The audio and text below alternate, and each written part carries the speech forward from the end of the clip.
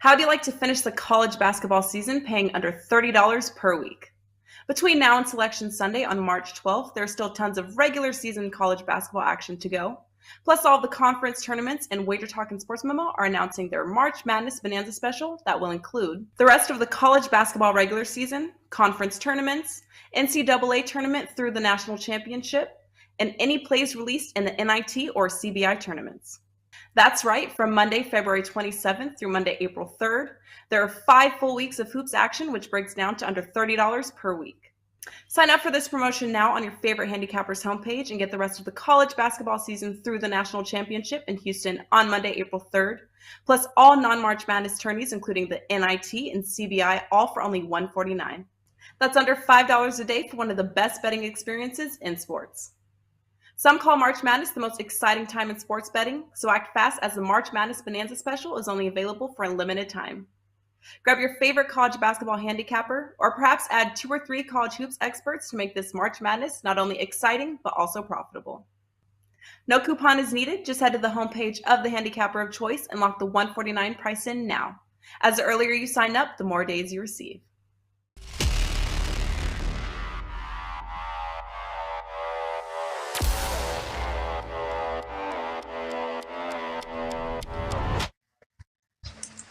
Welcome to the NBA Triple Double Show powered by SportsMemo. I am your host, Ronald Cabang, also known as UCapper on SportsMemo.com, at UCapperSports on Twitter. I'll be joined by Moneyline Matt today. We will be breaking down 3 games from today's short slate. But before we get into those games, I do want to talk about some of the promos we got going on over at SportsMemo.com. Today is Monday, so $9 Monday it is over at SportsMemo.com. All picks and packages are available for just $9 from all of your favorite Sports Memo handicappers over there on the site. We also have a Hoop 7, a 7-day NBA pass for myself and Moneyline Matt here for $39. That's valid through Sunday at midnight. So Hoop 7 is the promo code for a 7-day all-access package for $39 from myself or Moneyline Matt. And also we have one big promo going on over at sportsmemo.com for college basketball. March Madness is here. March Madness Bonanza special, under $30 per week. Basically, it's the remainder of the college basketball season through the national championship for $149. That's all going on over at sportsmemo.com. That doesn't even need a promo code. You just go to the site and it's all available there from your favorite Sports Memo handicapper for college basketball season. Like I said, no promo code needed. It is $149 for the remainder of college basketball season through the national championships. With that said, those are the promos going on over at sportsmemo.com. Let's get our guy Moneyline Matt up here with me. Matt, I hope you had a great weekend. Man, for me, I know you've been pretty hot in the NBA. For me, it was pretty flat all around, and the weekend did have a big loss on the college basketball scene. But other than that, pretty flat throughout the weekend. How did your weekend go? Yeah, honestly, pretty similar. I had 2 UFC plays. Both plays got canceled, unfortunately. Of course, the 2 plays that I have, both fight cards get canceled. But as for basketball, went 2-2. Like you said, kind of flat. Luckily for me, I had 2 4-unit plays. Both the 4-unit plays hit. I had 2 3-unit plays. Those 2 missed. So still up some units on the weekend, so not all that bad. One of the plays I actually had was Gary Trent Jr., and his point prop was 19.5. The books messed up, had him at 21 points for the last 5 minutes of the game. So the whole entire time, I wasn't watching the game either. The whole time I thought I won. I was celebrating with my friends. We're out at the bar, and then all of a sudden I look at the stats afterwards, and he's got 19. So that kind of sucked. That stat correction definitely hurt. And I don't know about you, but I have never been on the right side of a stat correction. Have you? No. Not at all. Yeah, it's always something, even in like fantasy football and all that stuff. It's always the opposite way. But man, hopefully we get started here on the right direction. I mean, I talked about it on Friday. We've been running really hot as far as best bets goes. I know I missed mine on Friday though, so I've hit 8 of the last 10 after losing that one on Friday. Did yours hit on Friday? I didn't actually check. No, I did not hit Friday. Friday was probably the worst day I've had in maybe 2 or 3 weeks, if I'm being honest. So like you said, looking to bounce back, those days happen, but, we look forward, and it's another solid slate here. Got some good angles, so ready to roll. Yeah. All right. Well, let's do it. Let's get into this first game here. The Heat and the Sixers. The Heat coming off a four-game losing streak. They are coming off of that loss to the Hornets on Saturday. They've actually failed to cover in 12 of their last 15 games. This is also the third game in 4 nights for them. Even though they didn't play yesterday, this is still the third game in 4 nights. They also play this is their third straight road game as well after the break. These two teams play again on Wednesday, so back-to-back games with each other here. The Sixers, they're coming off of that loss to the Celtics on Saturday. Last game of a 3-game homestand for them. They do head out on the road for 4 straight games after this. Starting another one, obviously they're playing home in Philly, and then they're going to play the Heat on Wednesday. From an injury perspective, we got Lowry out already, announced out. Harrell is questionable, but he did go around shoot-around, and then Love is probable. On the Sixers side, all I see is Deadman out, and I don't think he's played with them yet since he's joined them. This is the first matchup between the two teams, Matt. What are your looks on this one? Are you looking towards the I would say pretty hot Sixers team here, even though they're coming off a loss, but it seems like current form that they're doing a lot better than the Miami Heat are. Yeah, definitely doing better than the Miami Heat right now. Like you said, the Miami Heat have lost 4 games in a row, going to be without Kyle Lowry, potentially without Tyler Herro and Kevin Love, even though I personally do expect them to suit up. Again, I think this is a huge spot for this Miami Heat team. Like you said, again, losing 4 games in a row, backs against the wall, and then facing a 76ers team who just lost in come-from-behind fashion against the Boston Celtics, a last-second shot by Jason Tatum. So, both teams wanting to bounce back in this position. And for me personally, it's a tough game for me to get a read on. I don't know if I'm officially going to have a play on this one, but my look right now is actually the Miami Heat plus 6.5. I'm one of those bettors where when you have a team and your back is against the wall like that, I do think that you are more likely to rebound. You're going to come out and give better effort on top of that. And, this is a 76ers team, and it's a tough pick to make because this is a 76ers team who is 22-11 against the spread at home this season, while this Miami Heat team is 13-18-1 against the spread while on the road. But for me, once again, there's a couple angles that I do like here with the Miami Heat. For one, the Miami Heat have never lost more than 4 games in a row this season. And when their back is against the wall, the guy who generally does step up is Jimmy Butler. So if you don't like any of these lines, you don't like a spread pick, you don't like an over-under here, I do think Jimmy Butler is the guy to step up in this spot. He's the guy who, is the leadership on the Miami Heat. He's the one who's going to get the usage, attack the basket. I think he's going to try and draw some fouls here early on as well and get some of his key guys going, like Bam Adebayo, like Tyler Herro, who I do think is going to play in this game. And again, another point that I have here is the fact that both of these teams are very good defensively. This is a 217.5 point total, the lowest on the slate. I actually would like the under here as well if I were to go anywhere. But the Heat are 5th in overall defensive efficiency, and the 76ers are 8th. In addition to that, these are 2 of the slower teams in all of basketball. The Heat being 28th throughout the NBA and the 76ers 25th.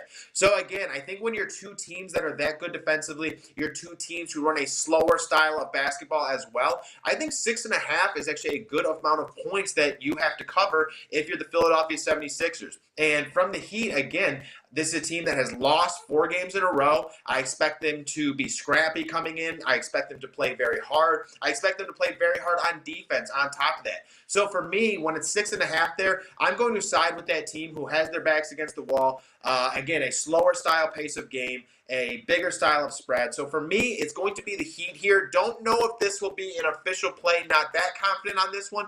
But with the look here, that's where I would go.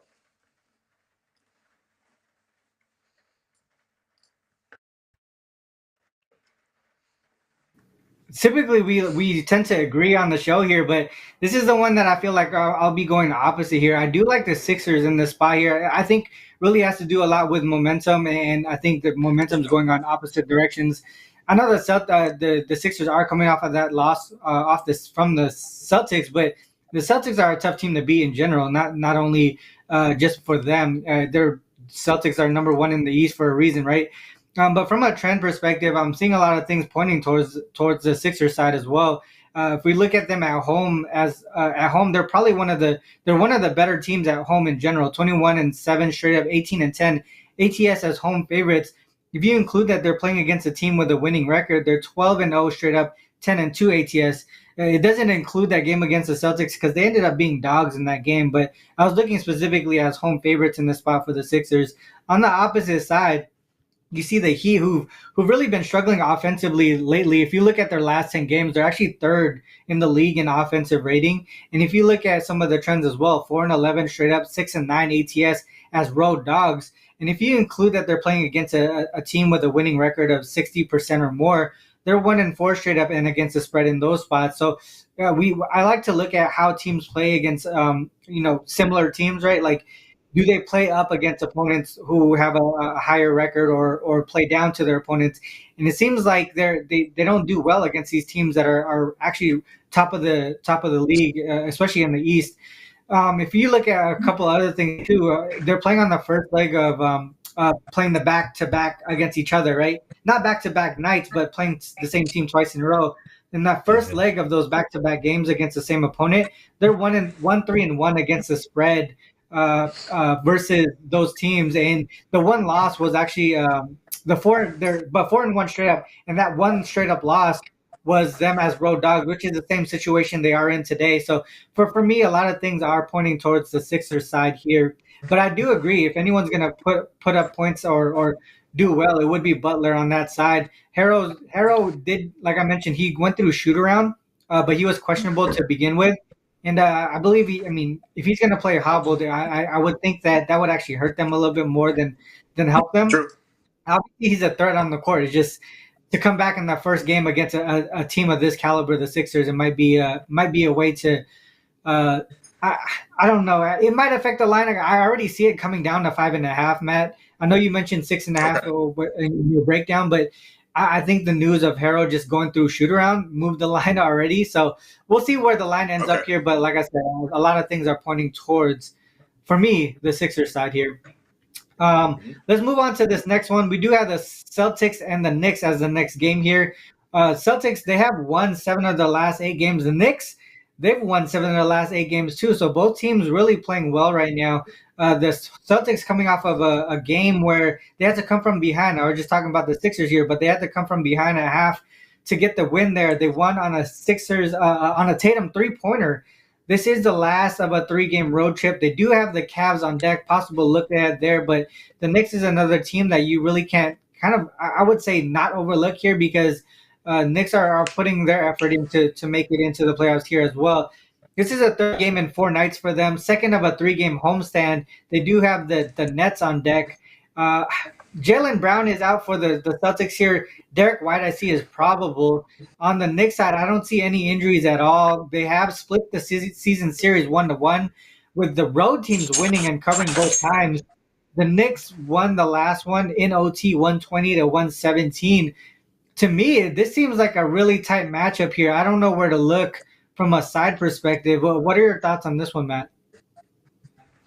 Yeah, I'm with you. This is definitely a tough matchup here. The Boston Celtics on the road to face off against the New York Knicks in a spot where, like you said, the Celtics are coming off a last-second win over the 76ers. And when you take a look at the New York Knicks, this is a New York Knicks team who has won 5 games in a row, playing very good basketball. But for the Boston Celtics, they are going to be without Jaylen Brown here. Obviously, a key player who will be sitting both offensively and defensively. Jaylen Brown is one of the better rebounding guards throughout the NBA as well. So when he is out, I definitely like to look at Jason Tatum, assists and rebounds, and, maybe even someone like Al Horford. Or another guy I like to look to in this spot, definitely Marcus Smart assists. I think that's a really good look because, again, Jaylen Brown, a lot of people don't realize it, but Jaylen Brown is one of those guys who typically gets 3 assists a game, 4 assists a game, something along those lines. But this is one of those spots, when you take a look at this line, I think with a -2.5, a lot of people will be very prone to just go and take the Celtics and just run with it right away.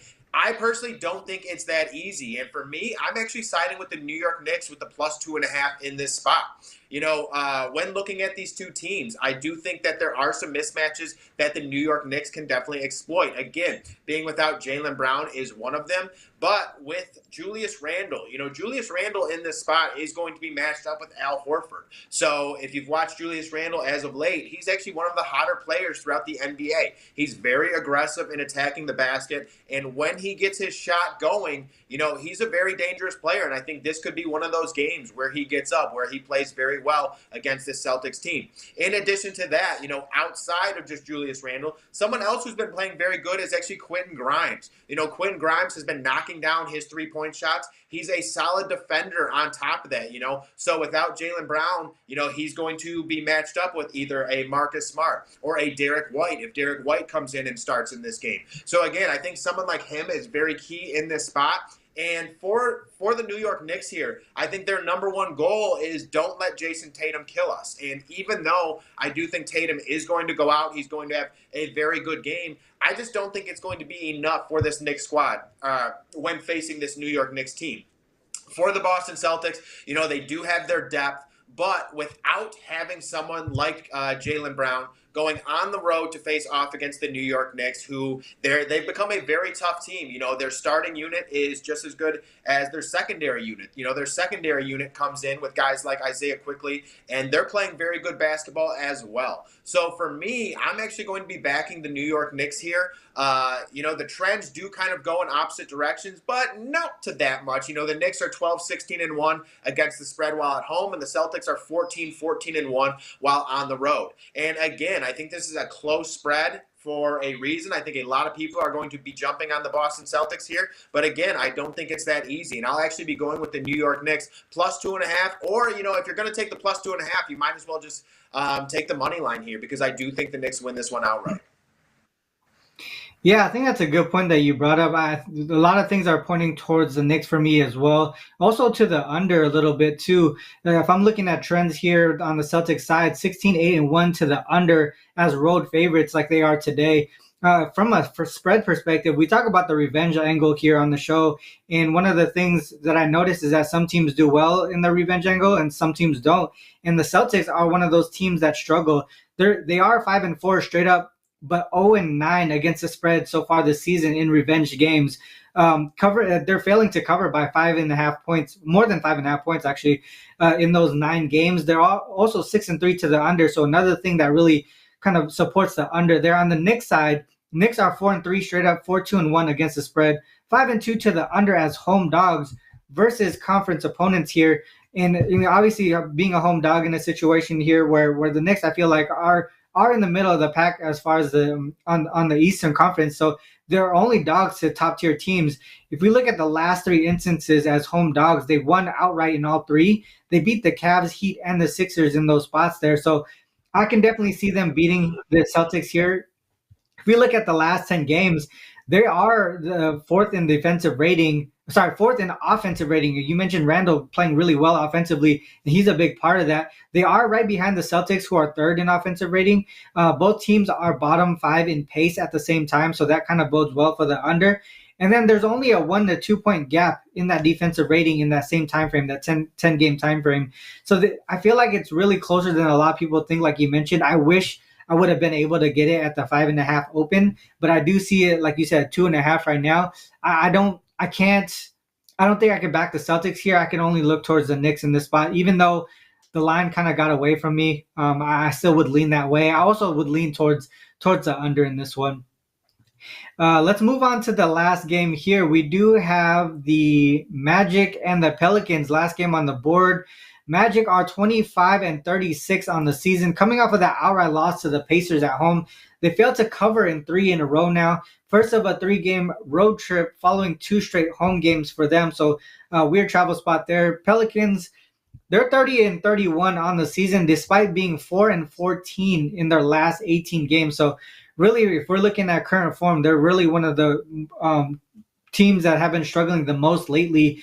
They are on a 3-game losing streak. This is a one-off home game between road trips. They do go back on the road for a conference game against Portland, I believe on Wednesday, if I'm not mistaken. From an injury standpoint, Magic, Jonathan Isaac is out. Zion and Nance are out for the Pelicans here. The Magic won and covered the first matchup of the season, 123-110 in Orlando. Now they're in New Orleans. Are we looking at the home team here to get right, or are we looking towards the Magic as a dog on the road here, Matt? Yeah, so for me, this is one of those spots where I like to back the home team generally. Like you were saying, the New Orleans Pelicans have been struggling. They've lost 3 games in a row, are mostly healthy, obviously, except for Zion Williamson, who's been out a long period of time. But it does look like they're going to switch up the lineup potentially. It does look like Josh Richardson might be starting at that 2 guard, maybe trying to get a little more defense. He has some outside shooting as well, and it looks like Trey Murphy is going to be going to the bench with Herbert Jones potentially. But for me, again, a lot of this lies with this being the 1-game homestand before going back out onto a road trip. When you're that home team, when you're a team like the New Orleans Pelicans, who in my eyes is a more talented and experienced team than this Orlando Magic squad. But again, when you've lost 3 games in a row, you have a 1-game homestand before heading out on the road. That's that spot I like to back that home team, just for the pure fact that I think you want to get that win at home before heading out on the road, because it's that much more difficult.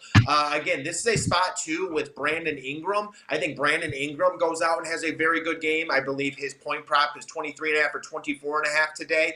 And, this is one of those spots where I do think he can go out and play well. To your point with the Orlando Magic, they're going to be without Jonathan Isaac. And I know he doesn't get a ton of minutes, but, man, he is a good defender. He's very long. He's lengthy. He can disrupt your shots. And without Jonathan Isaac, he would have been the perfect matchup for someone like Brandon Ingram. And without him, I think they struggle a little bit, because I don't think they're going to want to put Paolo Banchero on him all that much, because you risk the Banchero getting into foul trouble, and he's potentially their number 1 option on the offensive end. So for me, I do think there are some advantages on that Pelicans team. They have CJ McCollum in this spot, who runs this offense. And, when you have 2 experienced guys like the CJ McCollum, like the Brandon Ingrams of the world, when you've lost 3 games in a row, you're at home again before heading out onto a road trip. I think those are the players that I'm going to put my faith in. And this is one that's a -4 spread here. If it's close down the stretch, the Pelicans are going to get fouled. They're going to head to the free throw line.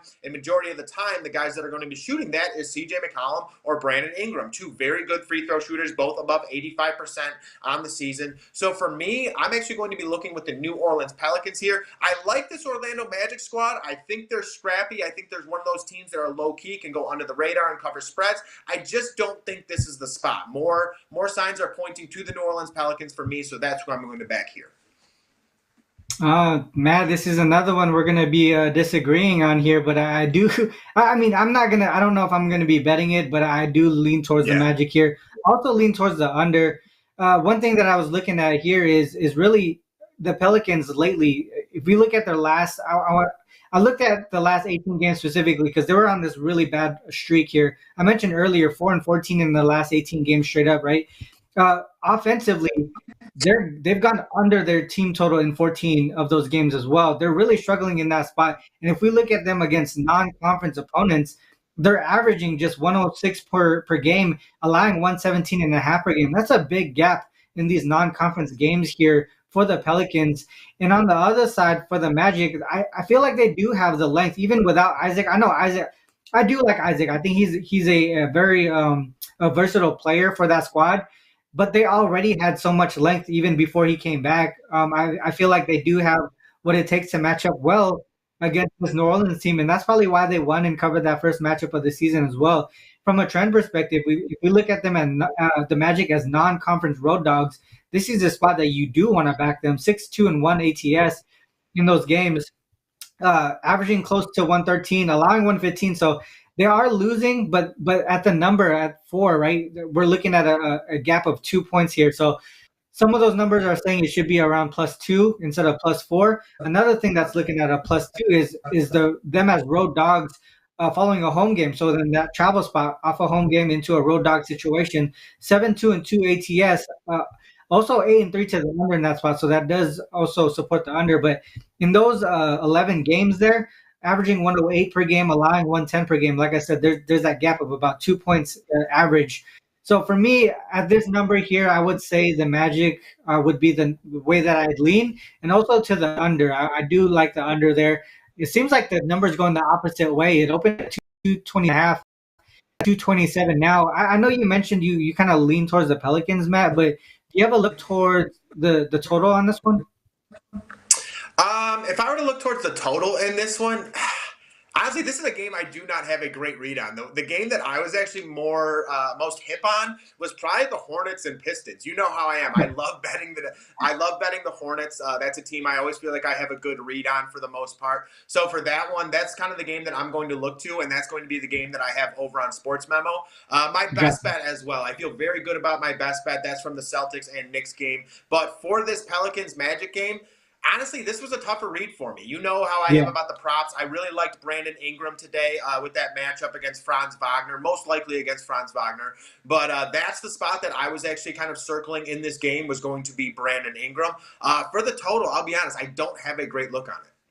No, not a problem. I actually like that Pistons Hornets game too. That's one of my plays over at sports.com, and it's the one that we don't talk about here. But let's move on to the best bet section. What is your best bet for today's show? Also, talk to the people about what you got going on over on the premium side here. Yeah, so it's $9 Monday over at SportsMemo right now. And one thing that I'm starting to do is package all of my NBA plays. I generally put out about 2 or 3 a night, and I'm starting to package them together. So what you can do is you can take the top play, you can take all the plays, you can take one play, whatever you like or whatever you're most comfortable with. And like Ron and I have been saying, it has been a very good run on the NBA Triple-Double Show. It's been a good run for myself. Ron, you can get my plays, you can get Ron plays. You can get that Hoop 7 where you get the full week of our NBA plays as well. So you're not just hinging on one play a night. You can ride with us the entire week. And again, we've been running hot. So hopefully you go and check that out over there. But the free play right now, I have 2 plays already locked and loaded over at SportsMemo for this NBA slate. Like I was saying, I really do like the look of that Pistons and Hornets game. I think that's a fun game and definitely has potential to go off. And the best bet for today is already locked and loaded over at SportsMemo as well. And for today, the best bet is going to be Jason Tatum over 44.5 points, rebounds, and assists. And this is a spot right now for Jason Tatum and the Boston Celtics. They're traveling on the road to face off against this New York Knicks team this Monday night. And this is a spot where the Boston Celtics will be without Jaylen Brown, like we talked about before. And the guy who is going to pick up that volume, that usage, the more shots without Jaylen Brown being there is going to be Jason Tatum. On the season with Jaylen Brown, he's averaging 42 points, rebounds, and assists. And again, he's going to get that much more usage, that much more volume with Jaylen Brown sitting in this spot. Jason Tatum, this is probably my favorite thing about Jason Tatum in this spot, is he's coming off one of his worst games of the season. You guys know I love when a player plays bad or plays bad for a couple games in a row, because I'm going to be that guy to back that bounce back. He had 18 points and 7 for 17 shooting against the 76ers, and also had a 9 of 25 shooting night against the Indiana Pacers the game before that, shooting 38% from the field and 30% from 3. And Jason Tatum is typically a player who shoots 47% from the field. So again, you're going to expect that natural uptick here. Again, another angle that I like is the fact that he scored 18 points against the 76ers. In the 5 games where Jason Tatum had 20 or less points, the following game he went 5 for 5 and hitting this over. Memphis Grizzlies scored 16 points. Following game, 38 points, 9 rebounds, 7 assists. 76ers, 12 points. Following game, 41 points, 4 rebounds, 4 assists. Suns, 20 points. Following game, 34 points, 11 rebounds, 6 assists. You guys get the picture. Don't need to do them all. But one thing that I like with these star players is their ability to bounce back. And again, he is 5 for 5 in those bounce back opportunities. Again, tonight, Jason Tatum, all of the ownership, I believe, will be with Tatum. He's going to get that volume usage, and he has a great matchup on top of that. Tonight, he will be going against either R.J. Barrett or Quinn Grimes. And the thing is, the New York Knicks are actually dead last throughout the entire NBA in points given up to the small forward position. So they're giving up 24 points per game to the small forward position. Jason Tatum has become one of those guys who really does do it all in terms of points, rebounds, and assists. So it's a great look for Jason Tatum against this New York Knicks team. I think it's going to be a game that offers a lot of rebound opportunity on top of that, and then additional assist opportunities without Jaylen Brown. Jason Tatum has also hit this number in 8 out of his last 10 games. It's a great spot for Tatum. Take us over here, 44.5 points, rebounds, and assists. I like it. I mean, I think that's one of one of the plays that I was actually looking at too. I don't normally do props, but I did look into this one just because I saw Jaylen Brown out, and he has hit this number in 6 of the last 7 games with Brown out. So, and the one that he didn't hit, I think he went 3 for 16. You're not going to see that often in a game from Jason Tatum, and that was against the Grizzlies in February, but. Like I said, he hit it in 6 of the last 6 of the last 7 games without Brown. I like that look a lot. For me, I'm going to the one game that we talked about earlier, the Sixers here. I talked about how Lowry is already out from Miami. Harrell is questionable. He did go through the shoot-around. So I'm expecting him to possibly play. And if he does, the line's going to get a little bit more nicer for those who like to back the Sixers. So I'm going to wait it out a little bit and see if Harrell actually gets announced in, and once he does, maybe that line comes to 5, maybe minus 4.5. In that sense, that's when I'm going to make it official and go with the Sixers here. But that's the way that I will go here on the best bet section. Like I mentioned earlier, they do well at home, especially as favorites. 21-7 straight up, 18-10 against the spread as home favorites. And if you look at them versus teams with a winning record, they play up against their opponents. 12-0 straight up, 10-2 ATS in that same situation there. And the opposite can be said for the Heat, where they're 6-9 ATS as road dogs versus as road dogs, and then 1-4 ATS as road dogs versus teams with a winning record there. So for me, opposite direction for both of these teams right now. I'm going to continue to back the Sixers, who I feel are the hotter team, versus the Heat, who are struggling offensively here. So that would be me at Sixers. Would be the best bet for today's show, but I would say wait until we hear Harrell news and get that official number, because that's going to be better if he's in. From the premium side, I do have one play available right now, NBA.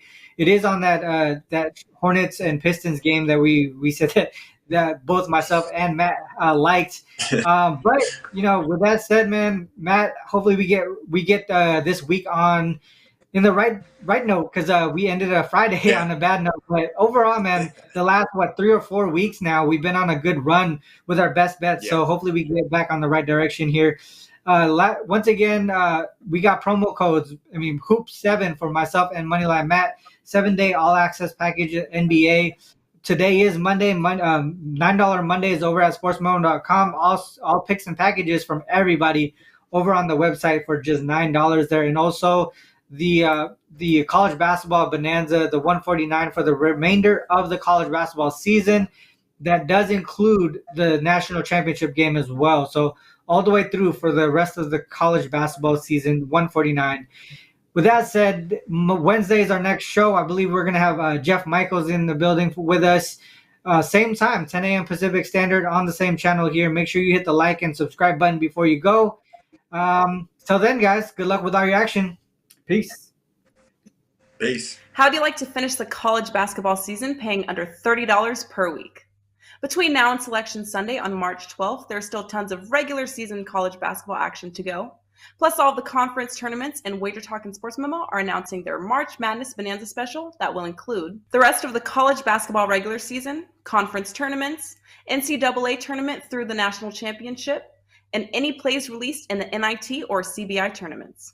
That's right, from Monday, February 27th through Monday, April 3rd, there are 5 full weeks of hoops action, which breaks down to under $30 per week.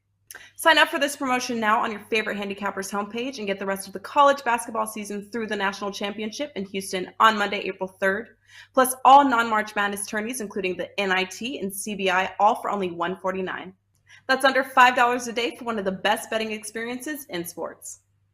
Some call March Madness the most exciting time in sports betting, so act fast as the March Madness Bonanza special is only available for a limited time.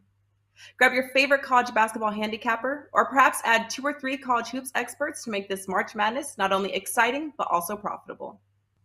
No coupon is needed. Just head to the homepage of the handicapper of choice and lock the $149 price in now. As the earlier you sign up, the more days you receive.